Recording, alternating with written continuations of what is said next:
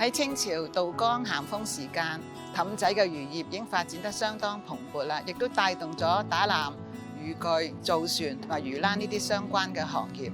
氹仔嘅漁民已經上岸生活，而且以出海捕魚為生。海上嘅漁民往往係面對惡劣嘅天氣，實在係相當危險嘅，所以佢哋都會供奉一啲能夠保佑佢哋出海順風順水、漁獲豐盛嘅神明。昔日嘅小鎮風貌同埋古老廟宇，到而家都得到好好嘅保留。今日由我同歷史學者蔡佩玲小姐帶大家一齊遊覽漫步澳門街知認識澳門嘅其中一條路線——氹仔廟宇。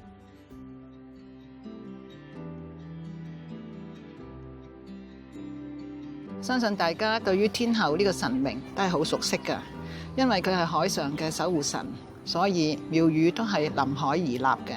喺天后宮面向嘅南邊就係古代氹仔嘅海岸線，海邊有一塊刻上天后廟歲地字樣嘅大石，標示咗早年天后宮所屬嘅範圍。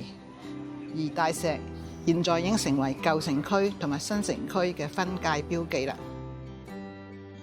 呢間天后廟比較特別嘅係廟入邊咧擺放住龍船嘅模型嘅。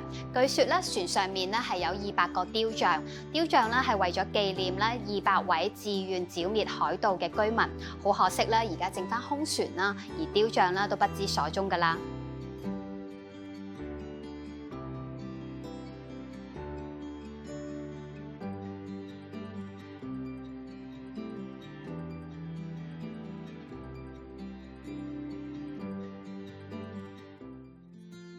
由天后宮沿告利亞斯利華街向前行，就可以抵達三婆廟。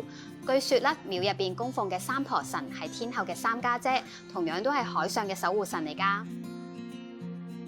三婆廟係喺1845年由以拖船為生嘅水上人，連同本地嘅商戶、漁民籌錢興建嘅。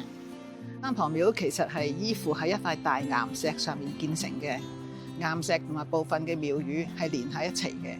廟裏面嘅神龕係鑿開岩石設置成為祭台，呢間更加係全澳門唯一一座三婆神廟。雖然你知唔知道點解三婆係海上嘅守護神，但間廟就喺山邊而唔係臨海嘅呢？我梗係知道啦。根據歷史記載，古時嘅三婆廟一帶咧係海邊嚟嘅，而依家三婆廟附近啦依然有一座葡式嘅水景更亭，咁都係話俾我哋聽啦，呢附近係海邊嚟嘅。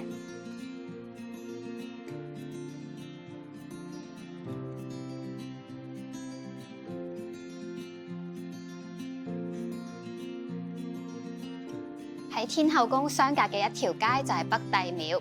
北帝即係北方真武玄天上帝，佢同樣都係水神嚟㗎。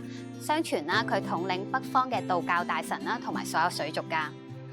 每年嘅農曆3月初3咧，喺呢度都會舉辦慶賀北帝誕嘅。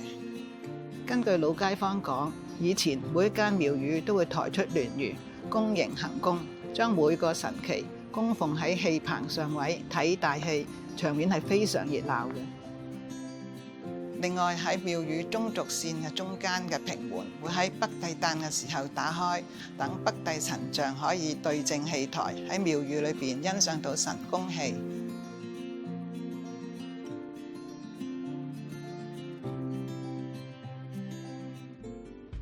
由於填海造地，大型嘅交通設施相繼落成，使到氹仔嘅人口同埋行業迅速發展。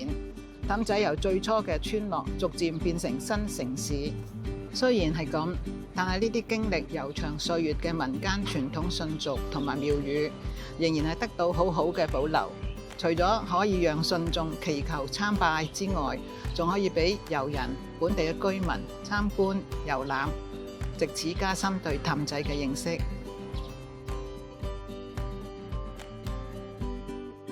多謝晒蔡小姐為我哋介紹咁詳細嘅氹仔廟宇故事。如果觀眾有興趣嘅話咧，歡迎大家親身體驗氹仔廟宇呢條路線。